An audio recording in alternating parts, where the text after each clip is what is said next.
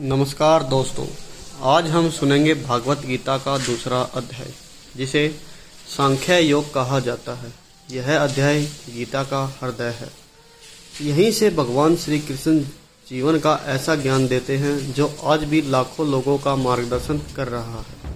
कल्पना कीजिए, कुरुक्षेत्र का मैदान, चारों ओर लाखों सैनिक, शंखनाद की गूंज, रथों की गर्जना, बीचों बीच खड़ा है अर्जुन का रथ।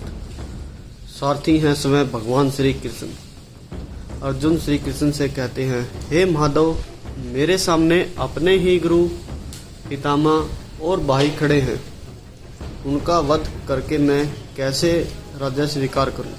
मेरे हाथ कांप रहे हैं, गांडव गिर चुका है, मैं युद्ध नहीं कर सकता।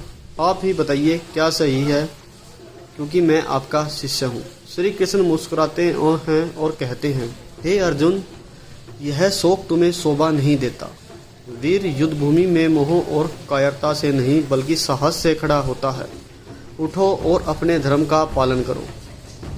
फिर श्री कृष्ण कहते हैं, हे पार्थ, जिस आत्मा के लिए तुम शोक कर रहे हो वह न जन्म लेती है न मरती है। आत्मा का कोई अस्त्र काट नहीं सकता, कोई अग्नि जला नहीं सकती, कोई जल गला नहीं सकता, कोई वायु सुखा नहीं सकती। आत्मा शाश्वत, अचल और अविनाशी है। यह शरीर बदलती है। जैसे मनुष्य पुराने वस्त्र त्याग कर नए वस्त्र पहनता है, तो आत्मा को कोई मार नहीं सकता। उसके लिए शोक कैसा? श्री कृष्ण कहते हैं, हे अर्जुन, तुम क्षत्रिय हो, तुम्हारा धर्म है युद्ध करना। यदि तुम पीछे हटे, लोग तुम्हें कायर कहेंगे, तेरे शत्रु तेरा अपमान करेंगे और तू जीवन भर पछताएगा। कर्तव्य से भागना अधर्म है, कर्तव्य निभाना ही सच्चा धर्म है। अब आता है गीता का सबसे बड़ा संदेश, जिसमें श्री कृष्ण अर्जुन से कहते हैं, तुम्हें केवल कर्म का करने का अधिकार है, फल पर तुम्हारा अधिकार नहीं। फल की चिंता मत करो, फल की आसक्ति ही दुख का कारण है। कर्म करो लेकिन निस्वार्थ भाव से। सफलता मिले तो भी स्थिर रहो, असफलता मिले तो भी स्थिर रहो। यह समत्व योग है, यही है कर्म योग, निस्वार्थ भाव से किया गया कर्म। अर्जुन कहते हैं, हे केशव, वह ज्ञानी कौन है जिसकी बुद्धि स्थिर है?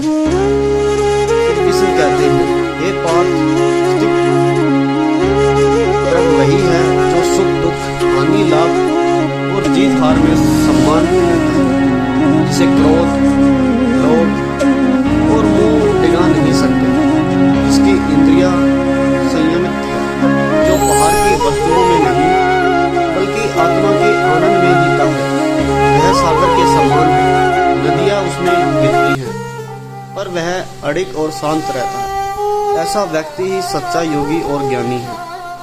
दोस्तों, यह ज्ञान सिर्फ अर्जुन के लिए नहीं, यह हमारे लिए भी है। जब हम हर काम में सिर्फ नतीजे की चिंता करते हैं, जब हम भावनाओं में फंसकर सही निर्णय नहीं ले पाते, जब जीवन की कठिनाइयां हमें डिगा देती हैं, तो भगवान का यही संदेश है, कर्म करो, फल की चिंता मत करो। आत्मा अमर है, इसलिए मृत्यु से मत डरो।